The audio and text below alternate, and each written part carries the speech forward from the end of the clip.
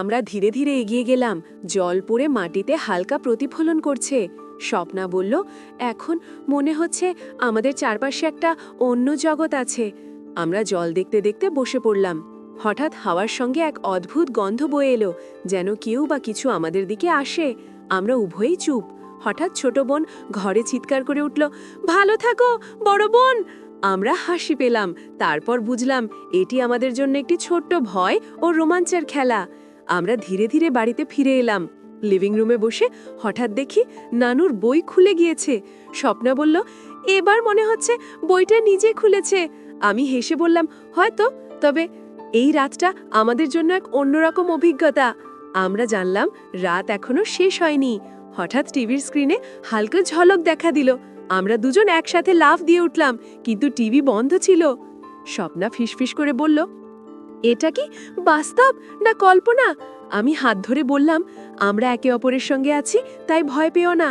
রাতভর আমরা একে অপরের চোখে চেয়ে গল্প করছিলাম, ছোট ছোট রোমাঞ্চ এবং রহস্য নিয়ে কল্পনা করছিলাম।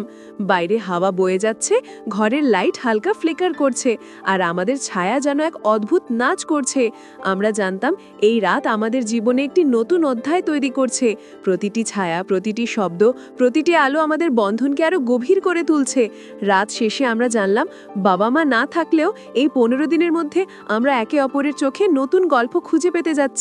প্রতিটি রাত, প্রতিটি অদ্ভুত ঘটনা, প্রতিটি ছোট্ট ভয় আমাদের মধ্যে রোমাঞ্চ এবং আবেগের বন্ধন তৈরি করছে। আমরা জানতাম এই বাড়ি এখন শুধু বাসা নয়, বরং আমাদের জন্য একটি রহস্যময় জগৎ, যেখানে প্রতিটি রাত, প্রতিটি মুহূর্ত নতুন রোমাঞ্চ নিয়ে আসে, এবং আমরা সেই রোমাঞ্চকে একে অপরের সঙ্গে ভাগাভাগি করি, যা আমাদের জীবনকে আরো গভীর এবং সমৃদ্ধ করে তুলেছে। পরের রাতটা আরও গভীরভাবে নীরব ছিল। বাবা মা এখনো দেশে ফেরেননি, তাই পুরো বাড়ি যেন আমাদের জন্য এক অচেনা রহস্যময় জগৎ হয়ে গেছে। আমরা স্বপ্নার সঙ্গে লিভিং রুমে বসে বাইরে থেকে ভেসে আসা হাওয়া, কুয়াশা আর দূরের ফোয়ারা দেখছিলাম। হঠাৎ মাটিতে পড়ে থাকা একটি ছবি বইয়ে চোখ পড়ল। স্বপ্না কৌতূহল নিয়ে তাকালো, এই ছবি আগে কি এমন অবস্থায় ছিল? আমি ধীরে ধীরে বইটা হাতে নিলাম, কিন্তু ঠিক তখনই হঠাৎ বাতি ফ্লিকার করতে শুরু করলো। আমরা দুজন একে অপরের দিকে তাকালাম। আমাদের শরীর অদ্ভুতভাবে কেঁপে উঠল। হঠাৎ ছোট বোন ঘরে চিৎকার করে উঠল, ভয় পেলাম। আমরা দুজন একসাথে হেসে বললাম, ভয় পাওয়ার কিছু নেই। কিন্তু সেই হেসেও আমাদের ভিতরে এক অদ্ভুত উত্তেজনা তৈরি করলো। হঠাৎ জানলার পাশ থেকে হালকা কণ্ঠশব্দ এলো। স্বপ্না ফিসফিস করে বলল, কেউ বাইরে আছে। আমরা দুজন একসাথে জানলার দিকে এগিয়ে গেলাম, কিন্তু বাইরে অন্ধকারের মধ্যে শুধু কুয়াশা আর গাছের ছায়া। হঠাৎ টেবিলের ওপর রাখা ফুলের গাছ হালকা দুলতে শুরু করলো। স্বপ্না চমকে উঠল, দেখছো, কেউ আমাদের কাছে এসেছে। আমি তার হাত আরো শক্ত করে ধরলাম, চুপ, ধীরে ধীরে দেখব। আমরা দুজন চুপচাপ বাইরে তাকালাম। হঠাৎ দূরের ফোয়ারা ঝলমল করলো, জল পড়ে মাটিতে প্রতিফলিত হয়ে অদ্ভুত আলো তৈরি করলো। স্বপ্না বলল, এখন মনে হচ্ছে আমরা এক রহস্যময় জগতে আছি। আমরা জল দেখছিলাম, হাওয়া বয়ে যাচ্ছিল, আর দূরের দূরত্বে কিছু অদ্ভুত ছায়া দুলছিল। হঠাৎ বাথরুমের দরজা নিজে নিজে খোলার শব্দ এলো। আমরা দুজন ছুটে বাথরুমের দিকে গেলাম, কিন্তু কিছুই দেখা গেল না। স্বপ্না ফিসফিস করে বলল, এটা কি সত্যি হচ্ছে না আমরা কল্পনা করছি? আমি বললাম, যা কিছুই হোক না কেন, আমরা একসাথে আছি, ভয় পাওয়ার কিছু নেই। আমরা দুজন হেসে জানলাম এই রাত আমাদের জন্য এক অন্যরকম অভিজ্ঞতা তৈরি করছে। হঠাৎ চেয়ার হাতে ধরে আমরা লিভিং রুমের মধ্যে দিয়ে হেঁটে গিয়ে জানলার পাশে দাঁড়ালাম। বাইরে চাঁদের আলো, কুয়াশা, গাছের ছায়া সব মিলিয়ে আমাদের মনে করাচ্ছে যেন আমরা এক রহস্যময় জগতে ঢুকে গিয়েছি।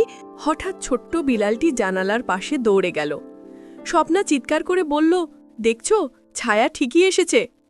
আমি হেসে বললাম, হয়তো, তবে এই রাতটা আমাদের জন্য আরও রোমাঞ্চকর হয়ে উঠেছে। আমরা জানলাম রাত এখনো শেষ হয়নি। হঠাৎ টিভির স্ক্রিনে হালকা ঝলক দেখা দিল। আমরা দুজন একই সাথে লাফ দিয়ে উঠলাম, কিন্তু টিভি বন্ধ ছিল। স্বপ্না ফিসফিস করে বলল, আমাদের চারপাশে যেন সবকিছু জীবন্ত। আমরা চুপচাপ বসে বাইরে থেকে আসা হাওয়া, বাতাসে দুলছে গাছের পাতার শব্দ, ফোয়ারা, ছায়া সবই দেখছিলাম। আমরা জানতাম এই রাত আমাদের জীবনে একটি নতুন অধ্যায় তৈরি করছে। প্রতিটি শব্দ, প্রতিটি ছায়া, প্রতিটি হালকা আলো আমাদের বন্ধনকে আরও গভীর করে তুলছে। আমরা জানতাম এই বাড়ি এখন শুধু বাসা নয়, বরং আমাদের জন্য এক রহস্যময় জগৎ, যেখানে প্রতিটি রাত, প্রতিটি মুহূর্ত নতুন রোমাঞ্চ নিয়ে আসে। আমরা চোখে চোখ রেখে জানলাম এই রাত আমাদের জীবনে চিরস্থায়ী স্মৃতি হয়ে থাকবে। প্রতিটি মুহূর্ত আমাদের মধ্যে একটি নতুন বন্ধন তৈরি করবে এবং প্রতিটি অদ্ভুত ঘটনা আমাদের আরও কাছে নিয়ে আসবে।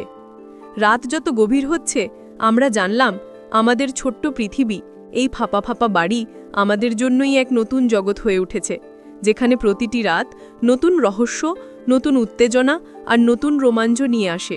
আর আমরা সেই রোমাঞ্চকে একে অপরের সঙ্গে ভাগাভাগি করি, যা আমাদের জীবনকে আরও গভীর, সমৃদ্ধ এবং স্মরণীয় করে তুলেছে। পরের রাতটা আরও অদ্ভুতভাবে নীরব ছিল। বাবা মা এখনও দেশে ফেরেননি, তাই পুরো বাড়ি যেন আমাদের জন্য এক অচেনা, রহস্যময় জগৎ হয়ে গেছে। আমরা স্বপ্নার সঙ্গে লিভিং রুমে বসে বাইরে ভেসে আসা হাওয়া, কুয়াশা আর দূরের ফোয়ারা দেখছিলাম। হঠাৎ হালকা শব্দ হলো, যেন কেউ ধীরে ধীরে পায়ের আওয়াজে বাড়ির ভিতরে চলছে। স্বপ্না আমার হাত আরও শক্ত করে ধরল। আমরা চুপচাপ দাঁড়ালাম, চোখ বেয়ে তাকালাম। টেবিলের উপর রাখা ফুলের গাছ হঠাৎ দুলতে শুরু করল।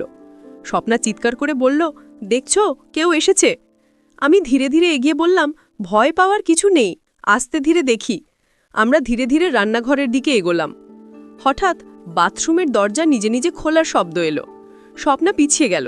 আমি তাকে ধীরে ধীরে পিছনে টেনে বললাম, চুপচাপ থাকো, কিছুই হবে না। আমরা দুজন কাত হয়ে দরজার দিকে তাকালাম। হঠাৎ হাওয়ার সঙ্গে হালকা আলো ঝলমল করল, যেন কেউ ল্যাম্প বা লাইট হাতে হেঁটে যাচ্ছে।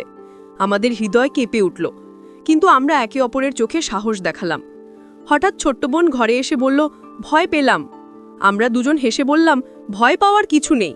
কিন্তু ভিতরে ভয় আর উত্তেজনার মিশ্রণ এক অদ্ভুত অনুভূতি তৈরি করল। আমরা জানলাম রাত এখনো শেষ হয়নি। হঠাৎ টিভির স্ক্রিনে হালকা ঝলক দেখা দিল। আমরা দুজন একই সাথে লাফ দিয়ে উঠলাম, কিন্তু টিভি বন্ধ ছিল। স্বপ্না ফিসফিস করে বলল, আমাদের চারপাশে যেন সবকিছু জীবন্ত। আমরা চুপচাপ বসে বাইরে থেকে আসা হাওয়া, বাতাসে দুলছে গাছের পাতার শব্দ, ফোয়ারা, ছায়া সবই দেখছিলাম। হঠাৎ জানালার বাইরে অদ্ভুত ছায়া দুলতে লাগলো। আমরা দুজন জানালা খুলে তাতালাম। চাঁদের আলো কুয়াশার সঙ্গে মিশে ছায়াকে আরও অদ্ভুত করে তুলছে। স্বপ্না বলল, দেখছো, এটা সত্যিই অদ্ভুত। আমি মাথা নাড়লাম, হ্যাঁ, কিন্তু আমরা একে অপরের সঙ্গে আছি, তাই ভয় নেই। আমরা জানলাম রাতটা আমাদের জন্য এক অন্যরকম অভিজ্ঞতা তৈরি করছে। প্রতিটি শব্দ, প্রতিটি ছায়া, প্রতিটি হালকা আলো আমাদের বন্ধনকে আরও গভীর করে তুলছে। হঠাৎ নিচের দিকে এক অদ্ভুত কণ্ঠস্বর এলো। আমরা দুজন একে অপরের দিকে তাকালাম, চোখে ভয় আর উত্তেজনার মিশ্রণ। স্বপ্না ফিসফিস করে বলল, আমরা কি বাইরে বের হয়ে দেখি? আমি ধীরে ধীরে বললাম, হ্যাঁ, তবে একসাথে। আমরা ধীরে ধীরে জানালা খুলে বাইরে নেমে এলাম। রাস্তায় অন্ধকার, কুয়াশা, হাওয়া আর দূরের ফোয়ারা মিলিয়ে এক রহস্যময় জগৎ তৈরি করেছে। হঠাৎ এক অদ্ভুত ছায়া আমাদের পাশে চলে এলো। আমরা দুজন চুপচাপ তাকালাম। ছায়া ধীরে ধীরে কাছাকাছি এলো এবং হঠাৎ ছোট্ট বিড়ালটি আমাদের সামনে খেলতে শুরু করলো। স্বপ্না হেসে বলল, দেখছো, সব ভয় ভুল ছিল, তবে এই ভয়টাই রাতকে আরও মজাদার করেছে। আমরা দুজন হাসি পেলাম। রাতে এই অদ্ভুত ঘটনাগুলো আমাদের মনে এক নতুন রোমাঞ্চ তৈরি করল। আমরা জানলাম রাত এখনো শেষ হয়নি। হাওয়া বয়ে যাচ্ছে, ঘরের লাইট ফ্লিকার করছে, আমাদের ছায়া দুলছে, আর এই সব কিছু মিলিয়ে রাতের রহস্য আমাদের জীবনে নতুন অধ্যায় তৈরি করছে। আমরা জানলাম এই বাড়ি এখন শুধু বাসা নয়, বরং আমাদের জন্য এক রহস্যময় জগৎ, যেখানে প্রতিটি রাত, প্রতিটি মুহূর্ত নতুন রোমাঞ্চ নিয়ে আসে।